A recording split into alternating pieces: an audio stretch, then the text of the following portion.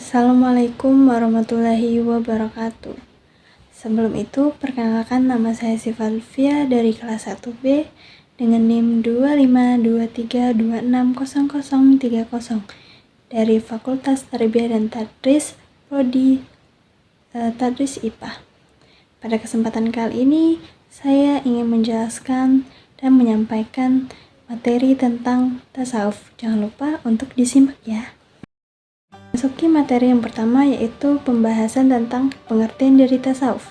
Tasawuf adalah suatu disiplin dalam Islam yang berfokus pada upaya penyucian hati, pengendalian diri, dan pendekatan spiritual kepada Allah Subhanahu wa Ta'ala melalui latihan batin, akhlak mulia, dan pendekatan spiritual kepada Allah Subhanahu wa Ta'ala.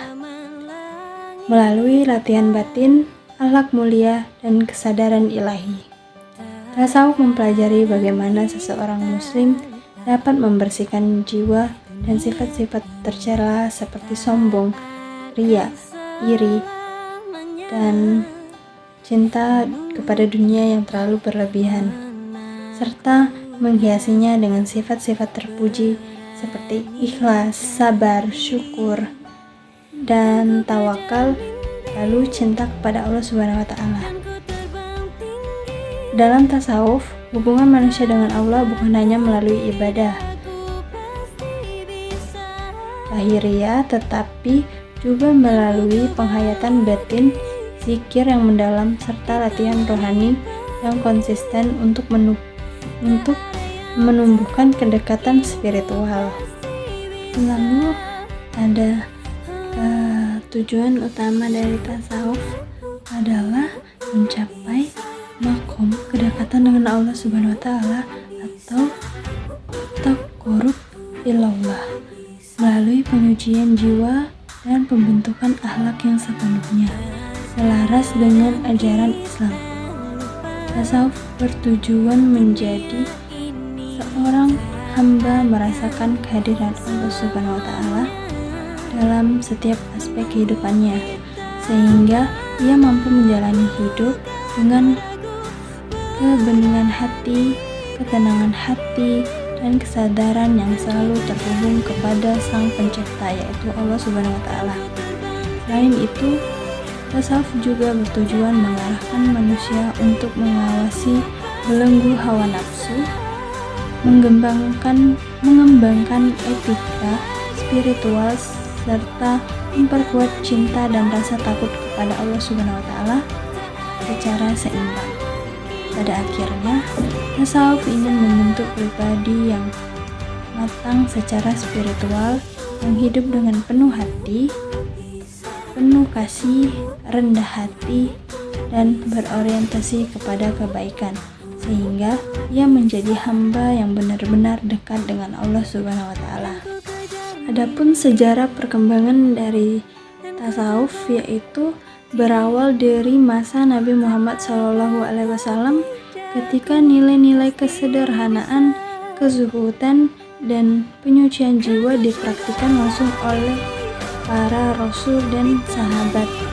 Pada masa itu, tasawuf belum menjadi disiplin ilmu, tetapi lebih berupa pola hidup sederhana, seperti menjauh dari kemewahan, memperbanyak ibadah, dan menjadi kebersihan hati. Setelah memasuki abad kedua Hijriyah, muncul kelompok zuhad atau para zahid di Irak, Basrah, dengan Kufah yang mulai dikenal sebagai pelopor jalan spiritual. Mereka menekankan zuhud, takut akan Allah, khauf, dan harapan kepada Allah atau raja, seperti inti perjalanan batin. Pada masa abad ketiga dan keempat Hijriyah, tasawuf berkembang semakin kuat dengan tokoh-tokoh seperti Hasan al-Basri, Rabi'ah al-Adawiyah, Junaid al-Baghdadi, dan al-Hallaj, yang memperkenalkan konsep cinta ilahi, fana, dan makrifat. Pada periode ini, tasawuf mulai dibahas secara lebih sistematis sebagai ilmu.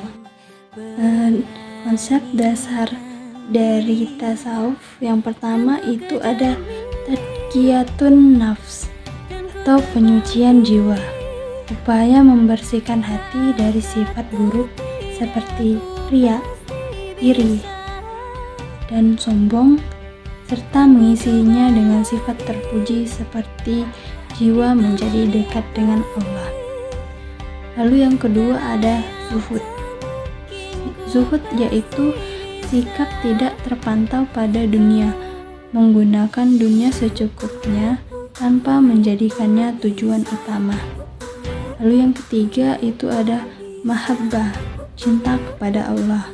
Rasa cinta yang mendalam kepada Allah yang diwujudkan melalui ketaatan, ibadah, dan menjauhi segala larangannya. Lalu yang keempat ada makrifah, yaitu pengenalan hakiki, yaitu pengetahuan batin tentang Allah yang diperoleh melalui hati yang bersih, bukan hanya terjadi intelektual. Lalu yang kelima itu tawakal, sabar, dan syukur, yaitu sikap berserah kepada Allah setelah berikhtiar, menerima ujian dengan sabar, serta mensyukuri nikmatnya dalam segala keadaan.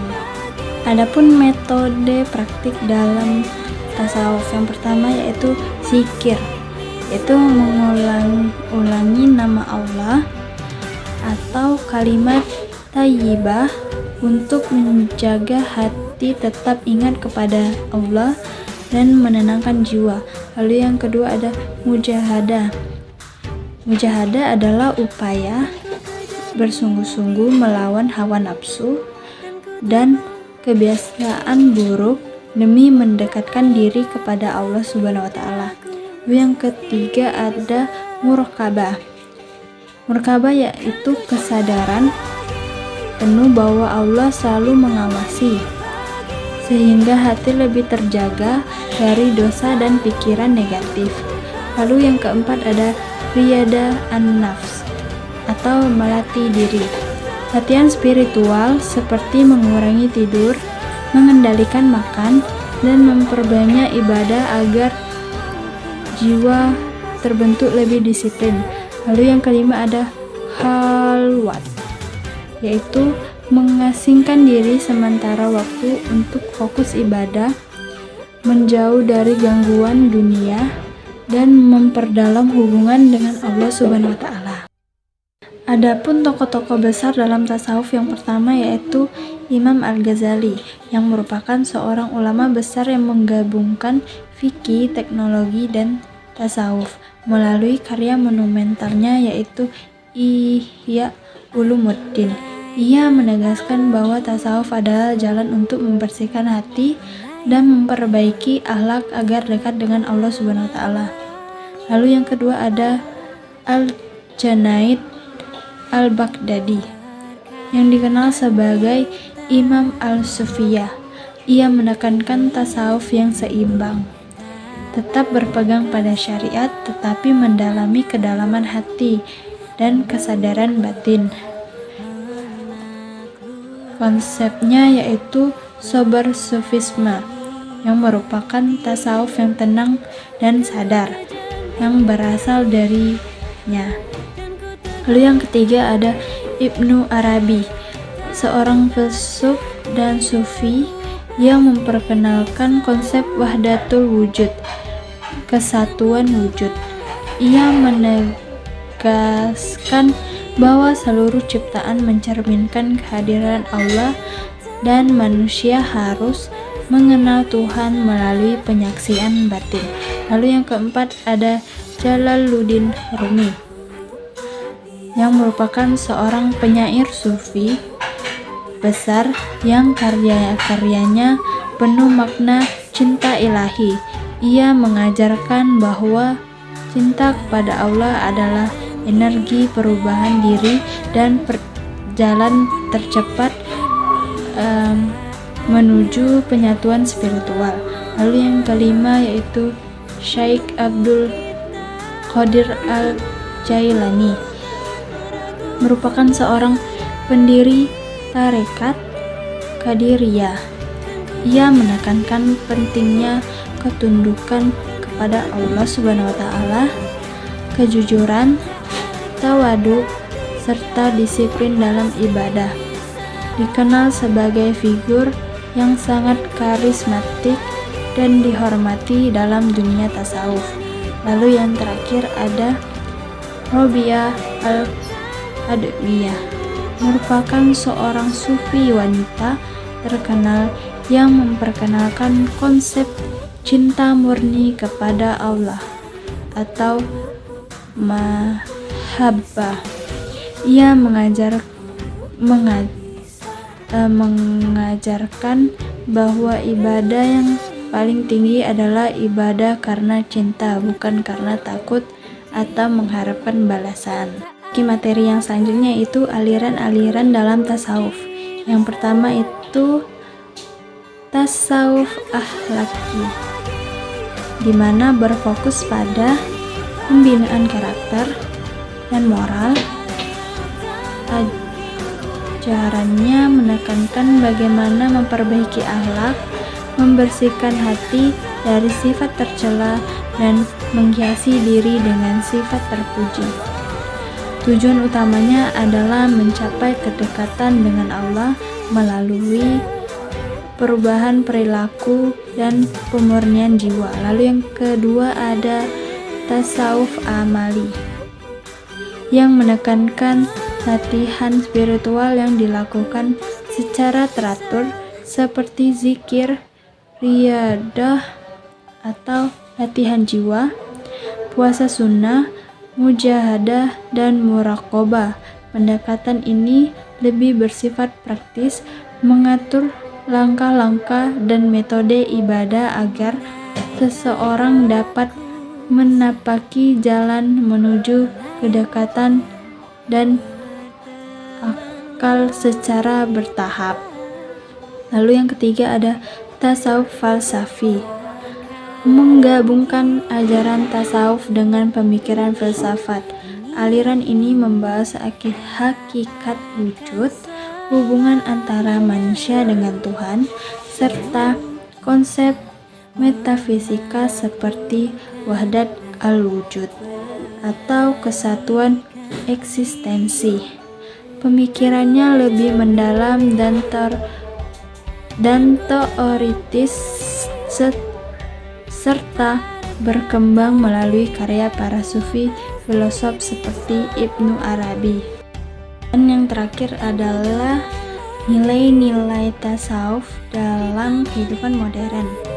Tasawuf menawarkan nilai-nilai spiritual yang tetap relevan di tengah kehidupan modern yang serba cepat.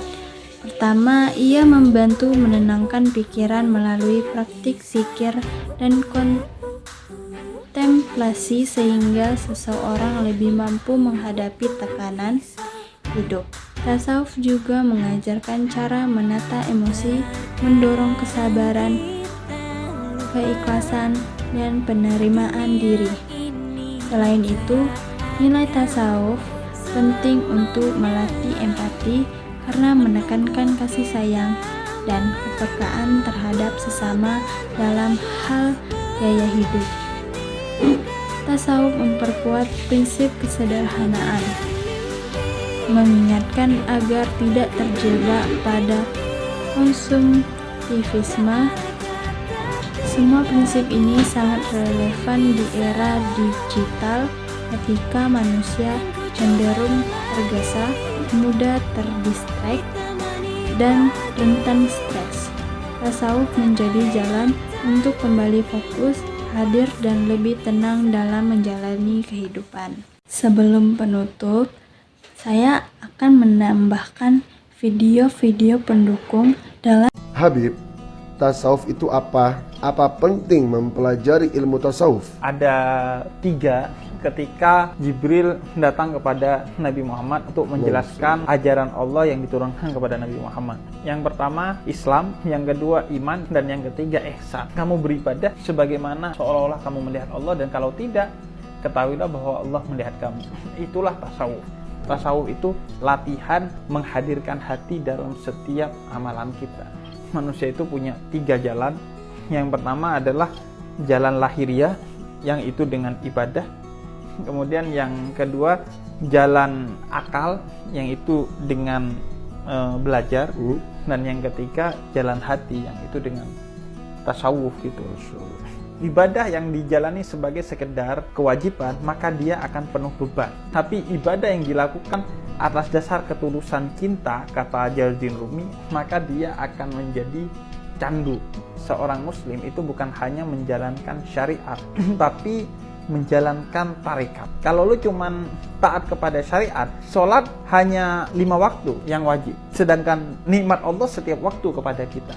Nah, cara membuat kualitas sholat dan ibadah kita sampai kepada rahmatnya Allah bukan hanya menuntaskan kewajiban, perangkat utamanya melalui tasawuf.